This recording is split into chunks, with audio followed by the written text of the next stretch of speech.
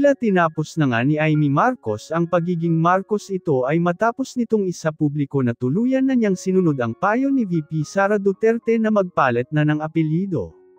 Hinala ng netizens na baka daw Duterte na din ang ipinalit ni Amy, gayong bagay naman umano ang Amy Duterte.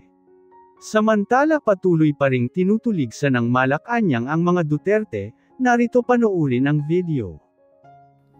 Good morning po, Yusek. COMELEC urge President Marcos Jr. to declare May 12 as a holiday. May decision na po bang Malacanang tungkol dito? Opo, makakaasa po kayo, mamaya po ay ibibigay na po ang proclamation. Ibibigay po namin sa inyo. Today. Opo, in-announce ko na po. Thank you po. Ivan Mayrina, GMA Integrated News.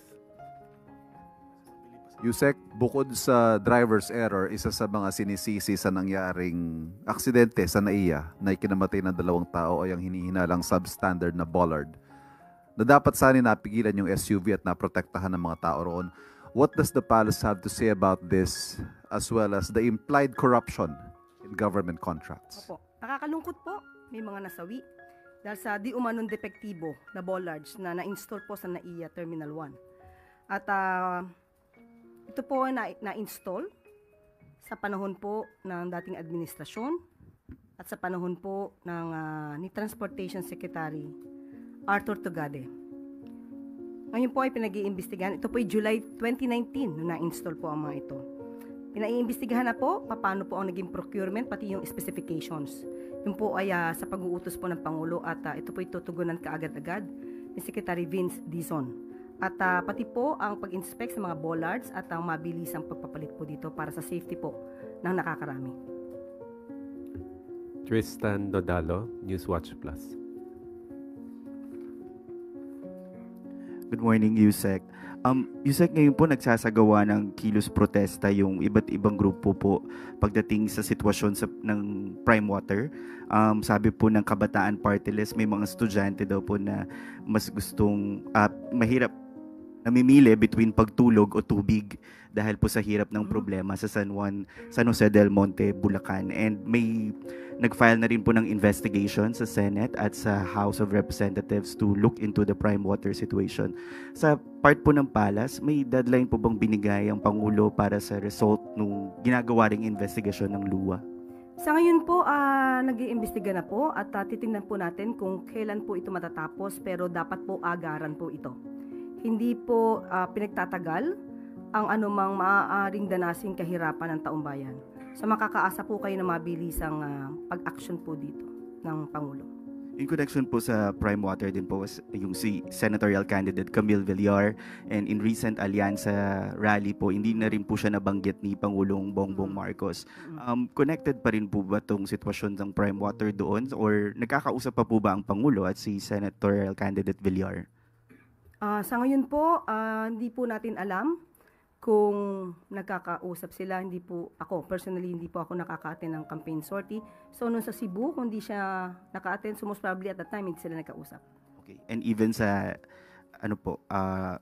there's before that po, may isa pa pong rally na hindi rin nabanggit si senatorial candidate Villar. But on another topic na po, last na lang po, yung sa drug testing na in-order rin po ng Transportation Department. Bukas po ba yung Palace to reconsider yung decision ng drug testing? Kasi po sabi ng Piston, mahirap po yun dahil yung pera nga po yung kinikita nila apektado kapag ipinatupad yung mandatory drug testing para sa PUV drivers.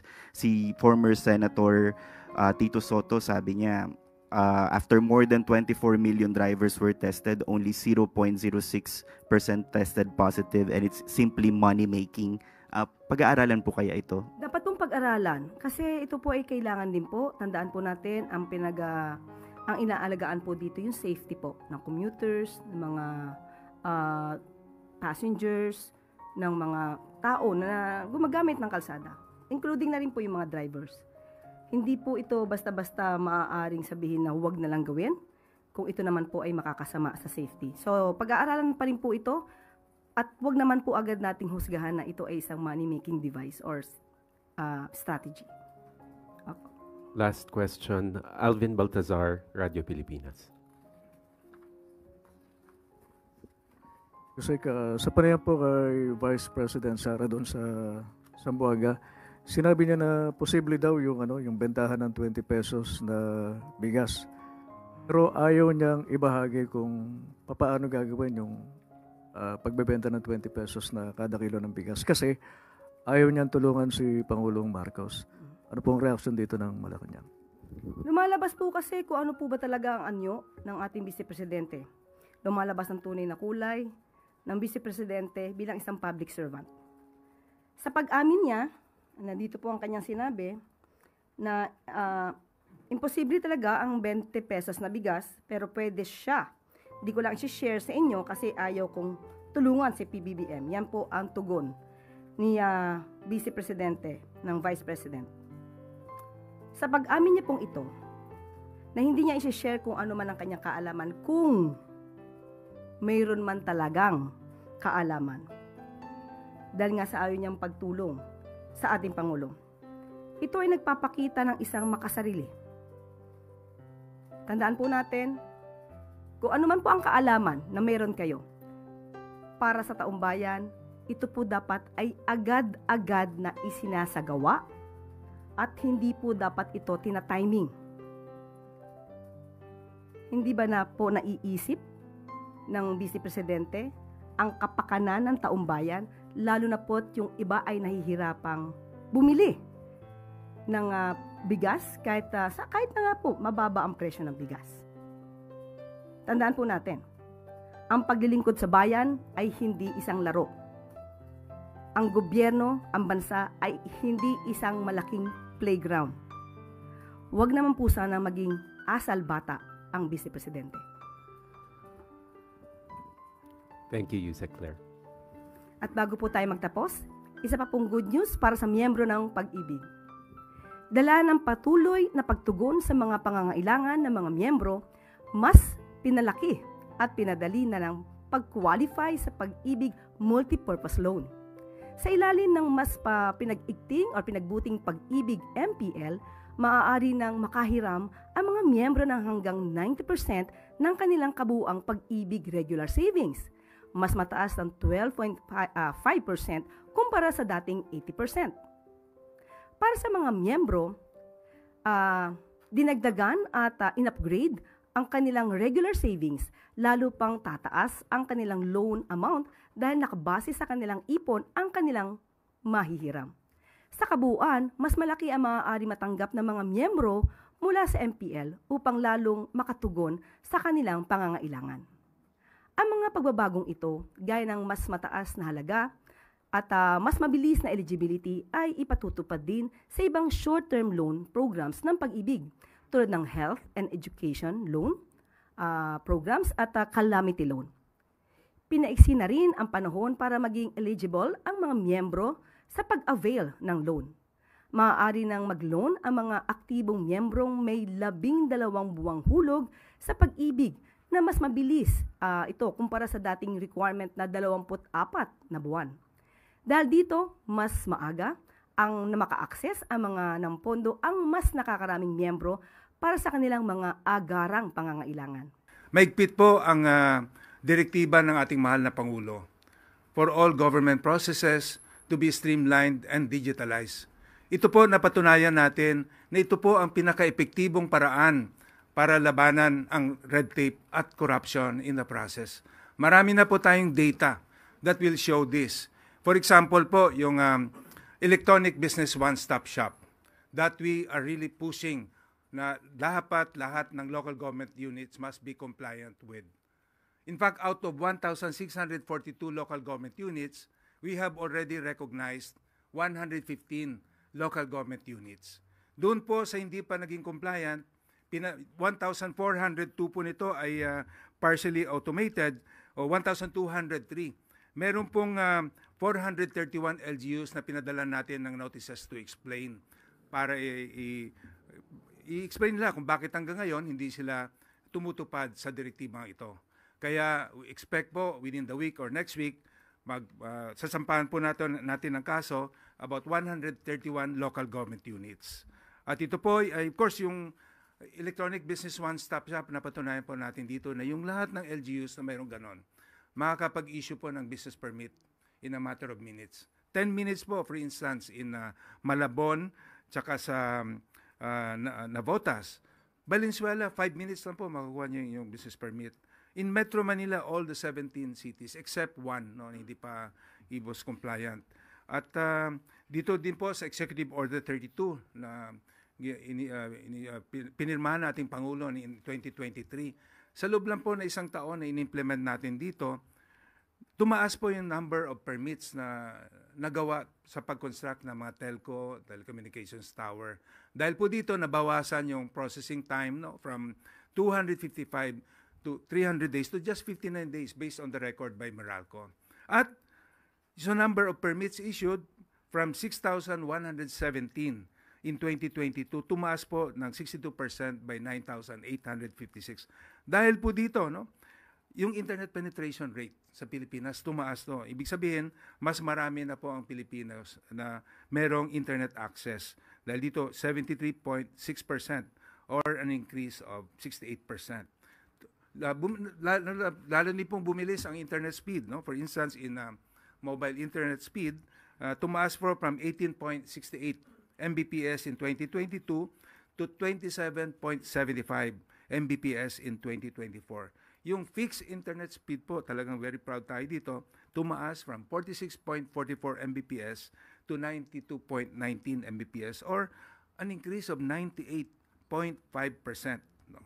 At yung Executive Order 59 na nirelease din po ng ating Pangulo, dahil po dito nagkaroon ng 6 projects completed, big projects completed in 2024 at 13 more expected to be completed this year. At dahil po dito sa mga reforma, gumanda rin po yung ating performance dahil yung ating United Nations Electronic Participation Index ay tumaas by 16 spots, no? At o 31 spots. Doon naman po sa E-Government Development Index, tumaas po ng 16 spots. Complaints handling po, we're very proud of this, no? Na yung ating legal department, ang resolution rate po ay napakataas. Out of 25,988 complaints that we received from 2018 up to the latest March 2025, ang resolution rate po natin is 99.7%. Dahil po dito, lalo pa po natin paigtingin ang pangdinggin ang mga reklamo ng ating taong bayan. This year po, we will be launching the Electronic Complaints Management System. With the use of artificial intelligence, we will be able to receive complaints 24/7. At atin din po mamomonitor ang status po nito. Ito po ay ating ginagawa. Lahat po tayo ay gusto natin sama-sama, no? Dapat po ay patuloy tayo sa pagbigay lang ng mga magandang balita sa ating taong bayan. Pero, kung meron pa rin po kayong reklamo, madali po i-ARTA po ninyo. Tumawag kayo 8888 or sa hotline 12782 o kaya mag-email lang po sa ating email complaints@arta.gov.ph.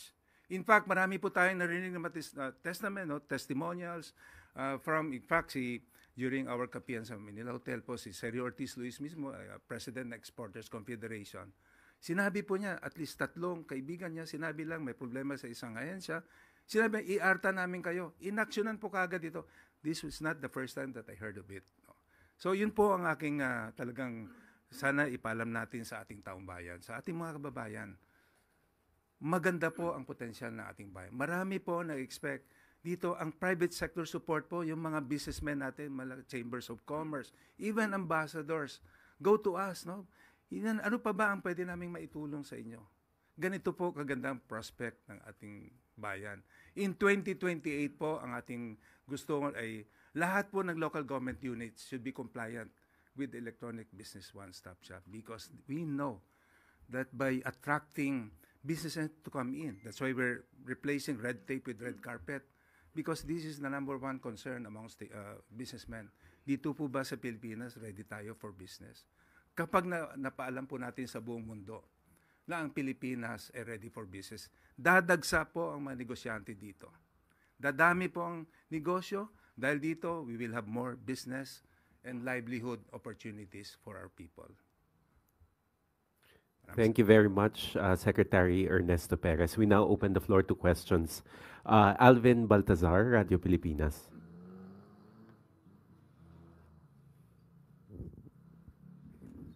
DG Perez, magandang umaga po. Kanina po nabanggit nyo, sabi nyo meron pang mga LGUs na hindi pa compliant, nasa mga 131. At sabi nyo, sasampahan ng kaso. Anong kaso ang isasampa natin sa kanila, DG? Una, we serve due process. No? Doon po sa, meron kasi tayong 8 regional field offices. May report po sila sa yung mga LGU sa ating Compliance Monitoring Evaluation Office. Ang una po nating pinuntahan, yung talagang walang EBOS, no? Electronic Business One-Stop Shop. Yung hindi po talaga, wala talaga. Ang pinadala po natin to ay notices to explain ay 431 in 2 batches. Una po natin pinadalan 149, no? And then second batch 282. Sumagot naman po, unfortunately hindi lahat sumagot. So out of that 431 LGUs na pinadala natin ng notices to explain, 134 ang hindi nag-respond. Alam nyo ba na as early as the Salonga Law, no, doon sa Code of Ethical Standards for Public Officials and Employees, kapag tayo ay hindi sumagot sa isang question, concern, complaint, within 15 working days from receipt, liable na po sila. Yun po ang ating gagamitin. Hindi lang po dahil required sila ng Ease of Doing Business Law for all local government units to set up and operationalize an electronic business one-stop shop. Sinasabi din po doon ng heads of agencies, the mayors, are responsible for not complying with the Ease of Doing Business Law. At dahil hindi po sila sumagot, yun po ating legal basis. And hindi po kami natatakot, no, na sampahan sila ng demanda because we have a legal basis for it. So, anong parusa dito, DG? We leave it to the Office of the Ombudsman po, no, to determine. Kasi siyempre ang ARTA po, ang aming mandato ay mag-imbestiga, to conduct investigation. And whatever finding we have, we will refer it to the Office of the Ombudsman. Ang Ombudsman po ang mag-determine kung ano talaga yung dapat. But dahil may violation, merong equivalent penalty. DG, habol ko na lang po ito. Nabanggit nyo yung kanina sa mga reklamo. Ano ba yung mga pangkaraniwang reklamo na nakakarating sa ARTA? Ito po, karamihan talaga yung, kasi din po sa Ease of Doing Business Law, lahat po ng government agencies are required to process, no, within standard processing time of 3, 7, 20 working days. Ang karamihan po dito ay yung failure to act, no, within the standard processing time. Out of that number, meron pong 7,692 ang hindi nag-process, no, within the standard processing time. Meron din pong yung failure to issue official receipts, failure to set up a current or updated citizen charter. Pero karamihan din po ay yung mga not within the jurisdiction of the Anti-Red Tape Authority. But ito po nire-refer natin sa kanilang Committee on Anti-Red Tape. Alam niyo po yung Anti-Red Tape Authority, bagong agency, hindi po natin makover nationwide. Kaya tayo po naglabas ng circular requiring all government units and local government units to set up a Committee on Anti-Red Tape. Kaya binabato po natin yung complaint doon sa kanila at sila po muna ang mag-imbestiga nun. Kaya mataas po ang resolution rate dahil at that level, nire-resolve na nila. Pag hindi na-resolve, babalik sila sa ARTA, mag-imbestiga po tayo. Kaya maliit na lang yung percentage na natitira. Christian Yosores, Radio 630. Good morning, sir. Ano po ba yung common na rason ng ilang mga LGUs na hindi nakapag-comply sa pag-establish ng Electronic Business One-Stop Shop System kaya hindi po sila makapag-establish? Well, yung usual po na rason nila ay mahina yung internet connection. Ang sagot naman natin, napabilis po natin to through Executive Order 32. Ang iba lang po talaga ay wala, no? Sabi nila, walang pera but we have merong data to show na kahit po yung 6th class municipality ay nakapagtayo ng Electronic Business One-Stop Shop. Kaya wala po talagang dahilan dahil as early as 2021, naglabas po tayo ng Joint Memorandum Circular with the DICT, DILG at DTI kung saan nilatag po natin para yung guidelines para mabilis sa kanila ang comply dito sa requirement ng Electronic Business One-Stop Shop. May itatakta po ba kayong deadline para dun sa ibang pwede pang humabol sa pag-establish po ng EBOS system? Of course, due process, kung po tayo, partner agencies natin sa kanila. Sila po, kinakapacitate natin sila, kasama po natin ang DICT dito, at bibigyan pa rin natin, ang ating pong timeline is up to 2028. Unahin lang po muna natin yung talagang wala talagang even a co-located business one-stop shop. Yung pong merong mga partially automated, electronic business one-stop, ihuli na po natin yon. Unahin muna na talagang walang compliance. Kaya dito sa ating gagawin, 134 LGUs will be charged for failure to set up an electronic business one-stop shop. Sam Medinilla, Business Mirror. Sir, kailan po tayo magsisimula mag-file ng kaso dun sa 131? Within the week po, yung aking utos sa legal department, even before the election, kasi hindi po dahilan yun. Kasi this is something that is being directed by the President. Sabi nga niya, wala po exception dito. Kaya po kami malakas ang loob because we have the President on our side. Always telling us, labanan ng red tape. Hindi lang po ito ginagawa ng ating Presidente publicly, even public sa aming meetings po, sa cabinet meeting, pag ako po yung nakaka-attend, palaging sa mind ng ating Presidente na tanggalin natin yung pahirap sa taong bayan. Unnecessary requirements should be removed. Replace red tape with red carpet. Ganun po ka-sincere ang ating mahal na Pangulo. Kaya po kami, all out kami sa suporta dahil po sa direktiba ng Presidente for all government processes to be streamlined and digitalized as the best way to fight red tape and corruption. Tapos sir, out of dun sa 1,483 LGUs, ilan na po dun yung nakapag-comply sa EBOS? 115 po as of March 31 this year have complied with 77 po this year. We are very positive makakapag-comply except lang po with issue with the Bureau of Fire Protection. Kaya po tayo in-encourage po natin yung Bureau of Fire Protection na magkaroon ng memorandum of agreement with the local government unit. Kasi yun na po yung nantay na these 77 LGUs will be able to comply with if the Bureau of Fire Protection will agree. Tapos, last na lang po for my part. With the expectation to attract more investments in the Philippines, given the relocation of plants happening due to the tariff imposition by US, how is ARTA preparing the EODB climate in the Philippines? We see it as an opportunity, as a challenge, as an opportunity. Just like the Chinese business. Last week po, bumisita sa atin yung Federation of Filipino-Chinese Investors. Yung founder po ng Happy Toothpaste, sabi niya, we look at it as an opportunity. So therefore, in-expect natin yung businesses to transfer from Vietnam, Cambodia, and coming to us. Kaya po tayo, hinahanda na natin yung Pilipinas na magkaroon po ng business-friendly environment. Kaya po, ang theme natin sa Ease of Doing Business Month is red tape to red carpet, better business movement in a bagong Pilipinas. Follow-up lang, sir. How is the ARTA preparing for dun sa pagpasok po nung expected na additional investment? Anong pong preparations natin? We are working closely with the DTI, yung mga Department of Energy, Department of Environment, kasi po may focus nga on, kagaya po last week, nagkaroon tayo ng workshop, sponsored no less by the Asian Development Bank on digital infrastructure, tsaka renewable energy. Ang ARTA po, nagpa-facilitate lang, we coordinate, and we recognize yung lead agency, like for sa digital infrastructure, para mapabilis lalo pa yung internet, and we cover the entire Philippines, we recognize po the DICT as the lead agency. In renewable energy, ang concern po ng mga businessmen, mataas yung energy, electric cost. Para po mapababa ito, in-encourage po natin na to harness our potentials for renewable energy. Kaya po nagkaroon ng workshop mismo sa Asian Development Bank. At by June, we will have a study that will recommend to further expedite the permitting process in order to encourage investors to really come in. And we're really preparing for it. Thank you, sir. Clay Pardilla, People's Television.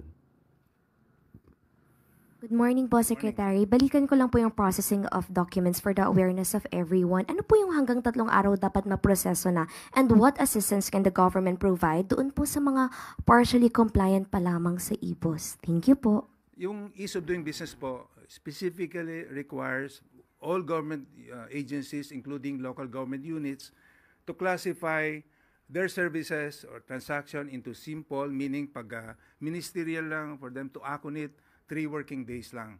Pag medyo require some discretion, 7 working days. Pag kailan ng study, implications to life, safety, 20 working days subject only to 1 extension.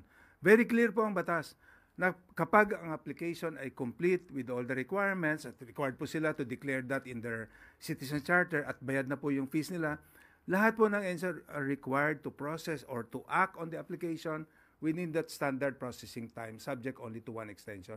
At pag hindi po ito na-actionan, magreklamo po kayo dahil mabigat po yung penalty dito. First offense pa lang, 6 months suspension. Second offense, dismissal from service, forfeiture of benefits, perpetual disqualification from service.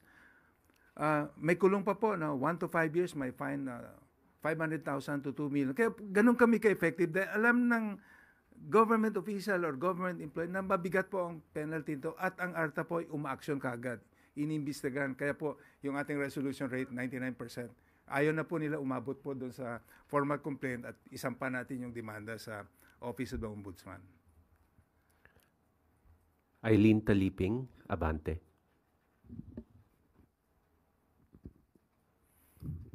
Good morning, sir. Follow up lang doon sa sinabi mo kanina, dito sa Metro Manila, isa lang yung hindi pa compliant. Ano po yung reason niya? Yung mahinang internet din ba o walang pera? Or reluctant lang siya na mag-ano?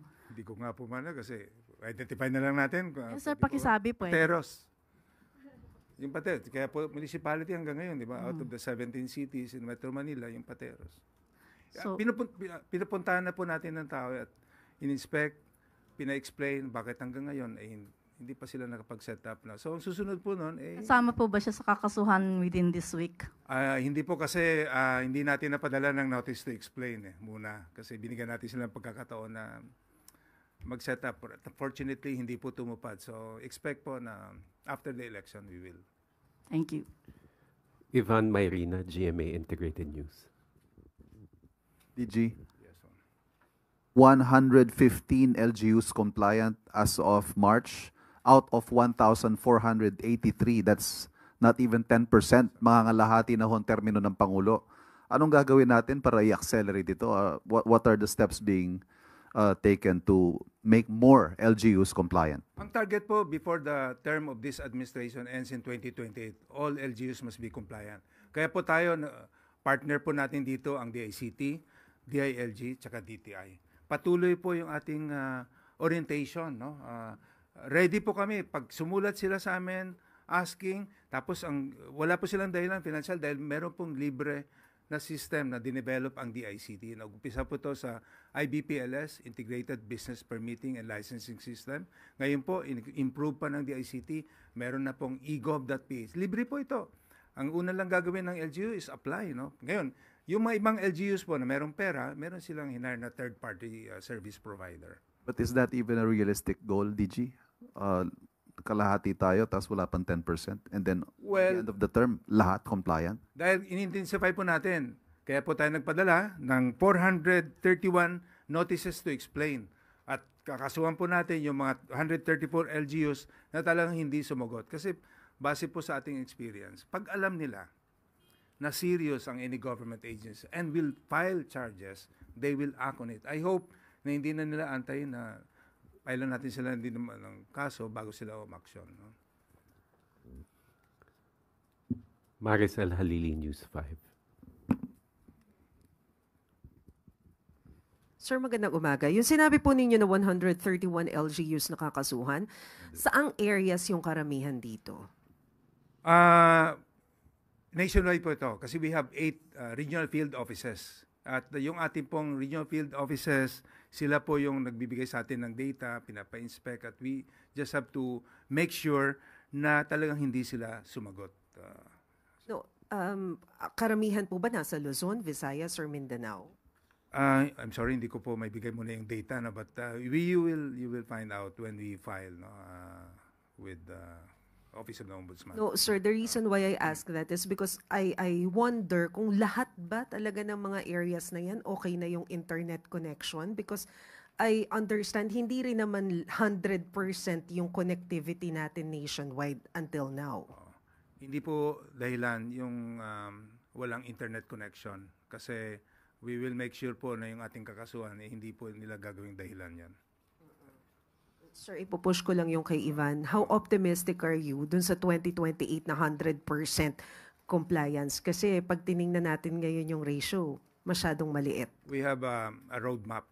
In fact, on May 22 po, ilo-launch natin yung Philippine Ease of Doing Business Reform Guidebook. Para even those areas na not covered with internet ay mako-cover natin. And ito po yung inaabangan din ng ating mga investors in collaboration with the World Bank, no? Ilo-launch, I think we are the only country in the world na magkakaroon po tayo ng formal Ease of Doing Business Roadmap. At ilo-launch po natin, ginawa po natin in collaboration with all government agencies, kasama po natin yung private sector. Kaya very optimistic po tayo na talagang ma-attain natin yung objective na ito dahil kasama po natin yung private sector, yung mga business people who are really the drivers of our economy. Last question, Vance Fernandez, Police Files Tonight.